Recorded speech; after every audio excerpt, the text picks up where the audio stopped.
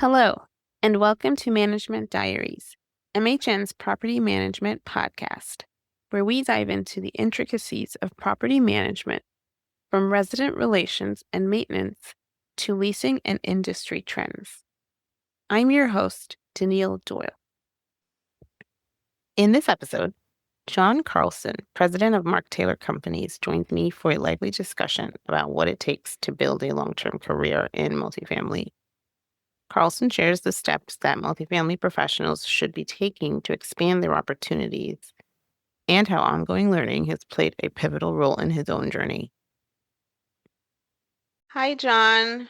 Welcome. It's great to have you on the show, and thanks for joining me today. I'm excited to hear about your journey and explore what it takes to grow and develop your career in multifamily. Thanks for having me, Denile. It's great to be here. You have a tremendous reputation, and I'm excited to share a little bit of my background today and our story. Fantastic. So, why don't we start with your story, John? So, let's start at the beginning. Can you tell me what drew you to this industry initially and what's kept you here? And then tell us about your role at Mark Taylor. Yeah, so my role today is CEO of Mark Taylor Residential. So we're a development management consulting platform. We manage about 33,000 units in both Nevada and Arizona, so regional company. I'll say I found the property management sector with zero strategy and dumb luck. So I was born and raised in Minnesota, went to school there. I became an electrical engineer in the late 90s and traveled the world, which was fantastic with one of my mentors, Cornell Christia. Upon returning to Minnesota, as I did often each week, I realized that I wanted to kind of, spread my wings and go attempt to live somewhere else. My girlfriend at the time, Megan, had also just lived in the Midwest. So we pulled out an old map, not Google Maps, Denile, but an old physical map, circled some cities that we had traveled to. I kept going back to Phoenix on the map, and she agreed to travel to Phoenix in August, which is the worst, hottest month of the year in Phoenix. It's humid, it's hot, it's all the things that people dread.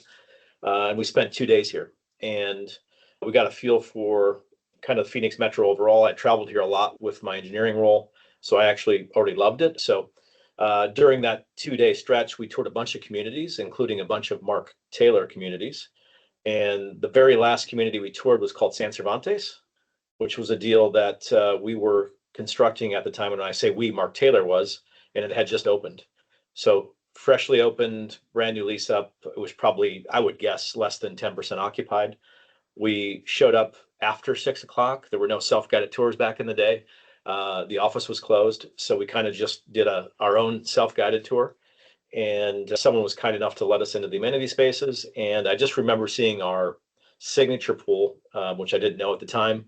Sand beach pool, water features, ramadas, music playing on the speakers, tremendous volleyball court, people out just having a good time. And we just said, hey, we have to live here. We were blown away by just the physical nature, the lifestyle that was being delivered. So flew back that night. I called the manager, who I'm still friends with today, Michelle Sinclair, the next morning. We got approved. We packed up our U-Hauls, moved down a couple weeks later. Megan secured a role in her career. She was a teacher. And I was set to fly back to Chicago to finalize an agreement with a Fuse company that was opening a satellite office in Chandler, Arizona. My flight was scheduled on 9/13/2001, 2 days after 9/11. So no flights that day. Everything was canceled. They put a hiring freeze on. The engineering workforce kind of crumbled at that point. So as I moved into San Cervantes and moved into Arizona, I was jobless and sending out resumes, which afforded me the opportunity to get to know the staff. A key connection for me initially was just how gracious, friendly the staff was with me, personal one-to-one interaction. So in sending out my resumes over and over again via fax, if you know what that is, Denile, it's a really old technology. So I got to know the staff. And a few months later, Michelle, the manager, approached me. She said, hey, we have an opening for part-time leasing. Would you consider doing this? I know you're still looking for a job in your career. In my fixed mindset, which will translate into some conversations later for us, pounding my chest, I'm like, no, I'm an engineer. Why the hell would I do that? And a week later, I came to my senses, talked to my family, talked to my girlfriend. They're like, hey, we got to pay bills, buddy. I said yes, and started part-time leasing just a couple weeks later.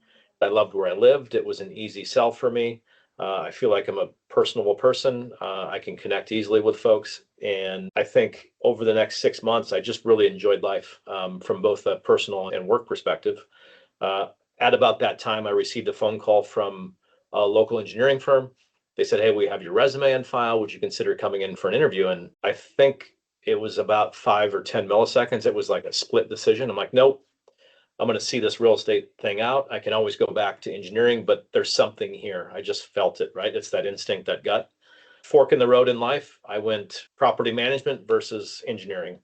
Probably a year later, Megan moved back to Minnesota. And I was here essentially by myself. I had no other friends from Minnesota, no other family here as of yet at that time. And the people at Mark Taylor became my, I'll say, my infrastructure, my roots. I appreciate that connection. And without Mark Taylor, I would not have roots here in Arizona. It does sound like that visit really sparked this passion in you, right? Considering this was pre-Google Maps, pre-self-guided tours, and involved this major climate change, right? And Frozen ice to 110-degree weather. Yeah, that's right. it sounds like there was just this feeling where you felt like, wait a minute, there is something here. And you left your engineering calling, as it were, and Mhm. decided, I'm going to stick with this. Even though while you were at that fork in the road, you had the option to go back to engineering. You had that job offer, but then you were like, I'm sticking with it. So thinking about that, right? You started from the ground up at the entry level. What separates someone who has a job in property management from someone who's really building a true career? I'd say so. One thing that we do with our approach to onboarding. So every week I meet with our new hire group. So I spend about 45 minutes with them. It's usually 5 to 15 folks. And I really think it's important to ensure that everyone, upon their first day, their start, that they understand the why behind what we're doing, all right, our principles, our vision, our mission, and really our foundation so that they can attach themselves. I will say I was able to personally attach myself to Mark Taylor at the time. Did I have a personal mission statement back in 2002? No. Today I do. And I asked each new hire to spend about 15 minutes on their personal mission statement. Now, some have them, some don't know what that means, and some just start the process right in that moment. And the idea behind that is if you can think deeply about what your personal mission is when it comes to, it can be life, it can be career, it could be a myriad of things.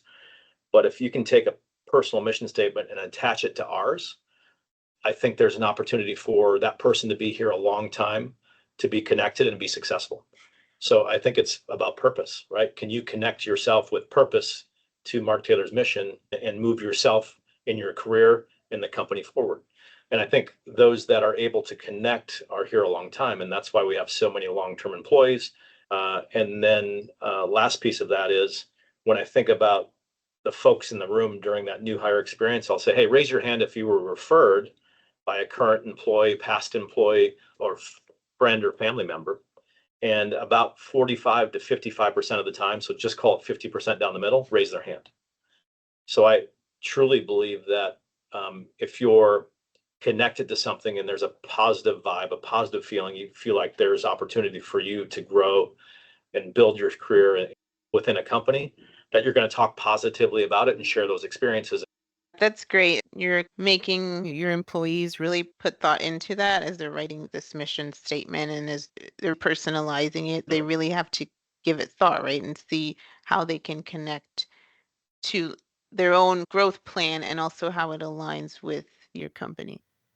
To answer the rest of the question, there's folks that finish that exercise and they continue forward and they really can't see themselves connecting to our mission or vision. That's okay. Right? We're a small company, 850 strong.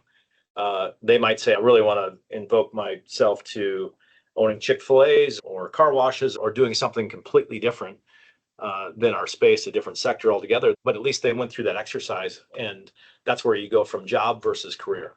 If you can connect and see an opportunity here, the onus falls on you as an individual to say, okay, this is where I want to be. I want to grow. And the other piece of that is on us as an organization to say, okay, we're going to create career paths. We're going to give you the opportunity to really build your skill sets and grow into a career that you love and enjoy within Mark Taylor.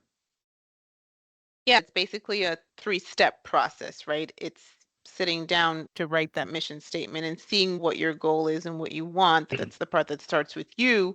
Then determining if there's a connection there. Do you feel connected? And that second part's still with you. And then do you have that desire to grow? And then of course, if it's there and if you feel connected, then it comes to your company where you're able to support that and develop that.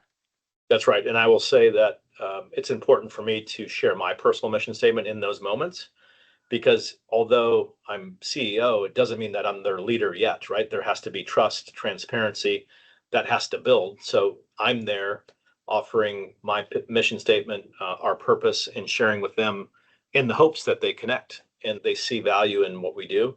And I think if you do those things, you support, empower, and unify. I just feel like there's an opportunity for each of them to find their druthers, find their path. It's not always going to be easy, but it gives them a pathway to potential success for their career. You started as a part-time leasing consultant, and today you're CEO. So during that journey, of course, you've had key moments of growth, right? Not only career titles that have changed, but also there's been growth. You mentioned like what you're doing for your employees today. So as you think about your journey, what are some opportunities where you were supported and where you felt empowered and where you were encouraged to grow and develop? What are some moments that helped shape your trajectory? I think my mission statement is partially driven from my early experiences. I think about when I started leasing, I felt like it was imperative that I become an expert myopically, like, can I become the best leasing consultant possible? Whatever that means. Can I be an expert in lease agreements, in touring, in sales, in customer service, all of those things? And then expanding that into, okay, now I have to understand not only the administrative leasing side, but also understand the service side. I remember, quick story, I was leasing, it was probably 6 months in, it was a lease up. And I rented a unit on Friday. I was proud, pounding my chest, move in on Monday. So, limited vacancy loss. My senior service manager, Ricky Ross, flew in the office on Saturday, like, meaning he was fast, fiery, feisty kind of guy. He's like, who rented this unit for Monday move in? Like, he knew it was me because I always screwed up at the time. And I go, Ricky, that was me. Hey, we got another release, another move in. He's like, yeah, but the unit you rented has people in it and they're moving out. He goes, I need 5 business days to turn the unit. I didn't even know what a turn was, whatever that means, right? I go, oh, okay. So he explained it to me. And I said, hey, next Wednesday and Thursday are my 2 days off. I'd love to come in and turn units with you and your team to better understand your side of the business. And of course, almost with jubilation, he's like, yeah, I get to have John come and turn units. I'm going to work his tail off, right? But I think it was that mindset that allowed me to focus in on the details of the business. And then as I grew in the organization and in my career, I tried to find mentors and great leaders and experienced folks, not just in the organization, but also outside. So Lainey Miller from UBS at the time, very experienced director. She probably had 25, 30 years in the business at the time. And I told her I wanted to be the best property manager that ever worked for her on behalf of Mark Taylor. And she kind of laughed at me. So, I think extrapolating that into really finding mentors, leaders, networking, building your skill sets really helped me evolve over time, and allowed me to kind of carve my way into a different mindset and accelerate some of my promotions. John, it sounds like mentorship and networking and basically being exposed to different leaders in different areas, immersing yourself in different areas of business. The fact that, Right. that you really jumped into that and then taking advantage of that mentorship, right? And really trying to learn from those leaders around you.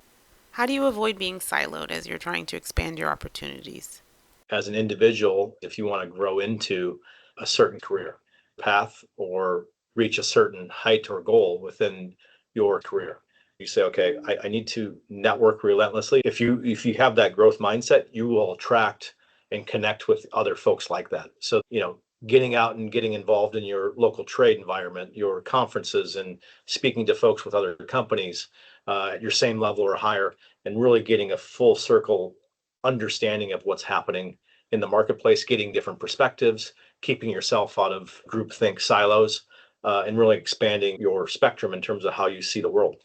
And I think if you do those things, you'll not only start to, I think, morph your goals, meaning you might have weekly, monthly, annual goals or career goals, but those will transform themselves because of that interaction, because of that influence externally. And you start to say, wow, another rule to break, power seven, imposter syndrome, right? I can only do this. I can only be an assistant manager, and that's all I'm capable of, right? Denile, that's all I can do. I don't see myself growing beyond that. I think that's a mistake all of us make, probably at some point in our career, like, oh, here's my ceiling, and I can't break through that. Don't limit yourself based on self-doubt. Think about the long-term potential of yourself, your career, and that allows you to grow faster. It accelerates the motion of your career, your pathway. Being Mhm. focused on developing your skills and your knowledge and being more well-rounded and sort of always aspiring to broaden that, whatever your sphere currently is, right? So when you're thinking about your employees and particularly the ones who are seeking out personal growth and are really committed to it and want to push past that ceiling, when you're thinking about how you can support them, how should leaders and how do you help align that personal growth with the organizational growth and as you're trying to build future leaders from within your own employee base? Well, I think it starts with ensuring that they have a clear understanding of their pathway. Let's say you're a leasing consultant, you know exactly what it takes to get to the assistant manager role. Here's the classes you have to take. Here's the proficiencies you have to have. All of those things are laid out specifically. I think you have to have an organization that supports empowerment and leadership and development. If you have an MCO, a manager at the site level, or a regional manager, they have to be willing to invest time and effort in supporting the next generation of leadership and growth. So the best thing you can do for your current workforce, in my opinion, and this is a Reed Hastings, the founder of Netflix, is to bring in other A players to sit by them because that accelerates the growth. It gives this substance, this energy within the construct of your organization, and it helps you pull forward.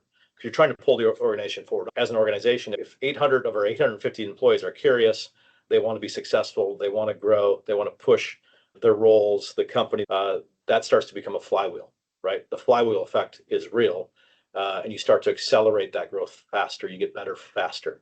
Just that mindset really of wanting to bring people along and to develop and to foster that, especially if you see that there's the desire to grow and to really focus on supporting that. Now, what would you say is the greatest missed opportunity for career advancement? Because sometimes there might be opportunity right in front of us, but we don't see it. So, how can leaders be on the lookout for that or notice these opportunities that might be missed? Where I see mistakes in, I'll say, our sector is that I think it's easy to, in terms of turnover, rushing to get support, specifically in the field. It's easy to just say, I need to hire someone, plug and play, and just have them go turn units or lease units.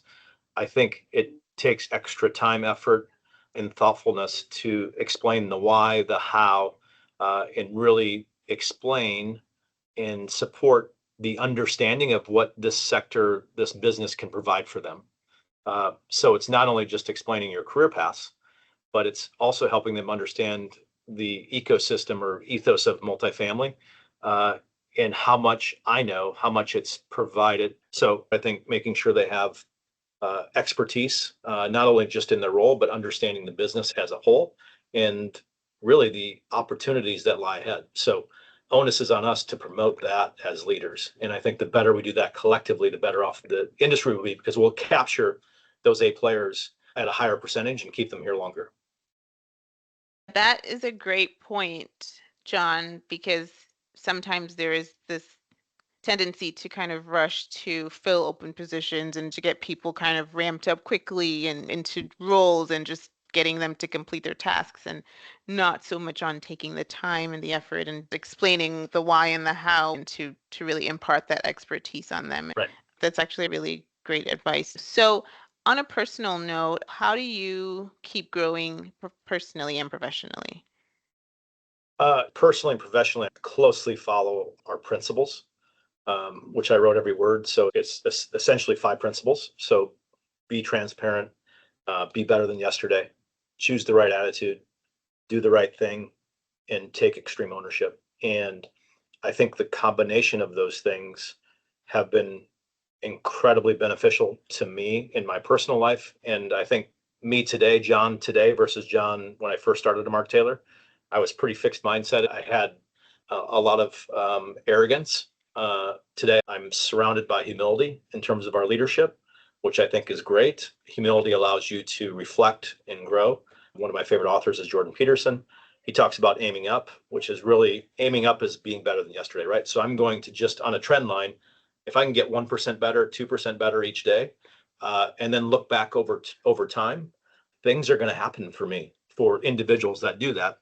And then, as always, I think the biggest piece for me is every day my wife and I talk about gratitude. We wake up, we name three things that we're grateful for. It always changes. Sometimes there's some similarities, but I just think when you have a grateful mindset, it compounds the gratitude going forward, and better things happen for you in your life, right? For everything you're grateful for, there's someone else that would be more grateful for it because they don't have it. Thank you, John. I'm sure there's so much more that you can share. But That's to all I close, got. no, not yet, though. One last thing. What's a leadership philosophy that has guided your career to sum everything up into one philosophy? Two things. One, Jordan Peterson, forcing yourself to be better than yesterday will make you evolve, right? So I'm not looking at, was I a great person in 2010? I was probably good. I don't know if I was great. I don't know if I'm great today. But it's the hero's journey, right? It's the Matthew McConaughey old statement. He'll say, who's his hero in 5 years? It's him because he's striving to get better. He has an elevated vision for himself and he's going to try to claw himself into that direction by just doing things that I'm going to do as an analogy. Like I'm going to follow my principles to build myself into that. From a company perspective, I think of I've read all of Jeff Bezos's quarterly letters from Amazon years ago. One that always stands out is he talks about day one versus day two. Day one, if you're in day one, it means you're thinking like a founder in startup. You're trying to move swiftly, you're trying to get better, you're trying to push your organization. If you slide into day two, become process orientated, you become less creative, less innovative. I really want to be day one for my company and myself, like hungry, aggressively growing, ever long learner. I just think when you do those things, you continue to build yourself over time. And I think with a growth mindset and aiming higher, you'll achieve a lot of success. That's great advice to leave our listeners with. John, I really want to thank you for being on the show today. And clearly, this growth mindset has really made a difference and has really helped you in your professional journey. And I really appreciate you coming and sharing your insights, helping our listeners, giving them these takeaways to set the same high bar for excellence, for career development, for developing their employees and themselves. So I do want to thank you. I appreciate it, Denile. Great to talk to you. I hope we get to do this again. If you'll have me back. That's all for this episode of Management Diaries. Thanks for listening, and we hope you'll join us again. Remember to subscribe on Spotify and Apple Podcasts so you don't miss an episode. Have you heard about our MHN Executive Council? Each month, leading multifamily experts weigh in on relevant and trending topics, and we'd love to include your insights. To join, please visit multihousingnews.com or email jessica.fear@cpe-mhn.com.